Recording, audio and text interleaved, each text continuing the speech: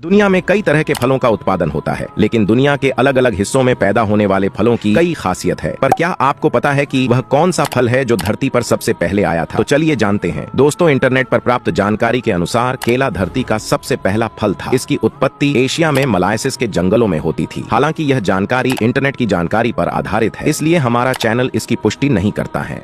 जैसा कि हम सभी जानते हैं कि रेल की पटरियां निश्चित लंबाई के साथ बनाई जाती हैं, जैसे कि किसी की लंबाई 12.5 मीटर या 25 मीटर और 50 से 100 मीटर तक की लंबाई होती है। पर रेल की पटरियां चाहे जितनी भी लंबी क्यों ना हो, इन्हें एक दूसरे से जोड़कर ही रेलवे ट्रैक को तैयार किया जाता है, जिन्हें जोड़ने के लिए 4 तरीकों का इस्तेमाल किया जाता है, जिनमें पहला है फ्लैश बट वेल्डिंग, दूसरा है गैस प्रेशर वेल्डिंग, तीसरा है संलग्न आर्क वेल्डिंग और चौथा थर्माइट वेल्डिंग है। पर इनमें से थर्माइट वेल्डिंग का इस्तेमाल पटरियों को जोड़ने के लिए ज्यादा किया जाता है, क्योंकि इसे चलाना आसान है। इसके लिए बिजली की जरूरत नहीं होती है और जरूरी उपकरण और सामग्री आसानी से मिल जाती है।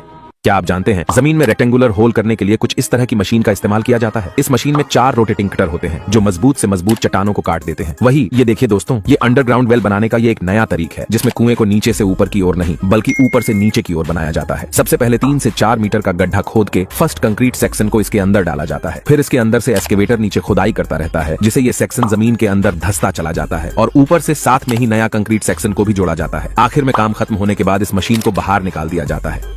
क्या आप जानते हैं ये धुएं की तरह दिखने वाली चीज एरोजेल है, जो कि इंसानों द्वारा बनाया गया अब तक का सबसे हल्का ठोस मटेरियल है। ये इतना हल्का है, इसका अंदाजा इसी से लगा सकते हैं कि एक पक्षी का पंख भी इसे ज्यादा भारी है। और इसके हल्का होने का कारण है ये 99.98% हवा से बना हुआ होता है। एरोजेल की खासियत है कि ये अपने वजन से 9 गुना ज्यादा वजन को उठा सकता है। वही इनमें इंसुलेटर गुण भी बहुत ज्यादा होते हैं। इन्हें भट्टी में लाल करके भी आप अपने हाथों से इसे पकड़ सकते हो। वही ये हाइड्रोफोबिक भी होते हैं। अगर एरोजेल को अपने हाथ पर लगा लेते हैं तो आपके हाथ पानी में नहीं भीगेंगे और इसे पूरे शरीर पर लगाकर आप बिना पानी में भीगे पानी में तैर सकते हैं।